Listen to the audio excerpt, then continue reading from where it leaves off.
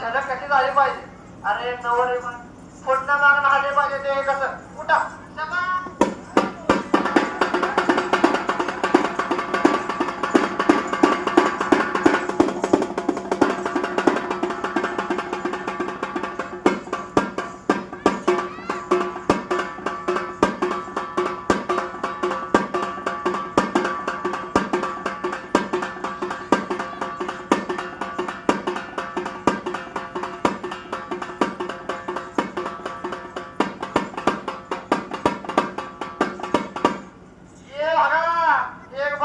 झाले पाहिजे. बोलव बोलव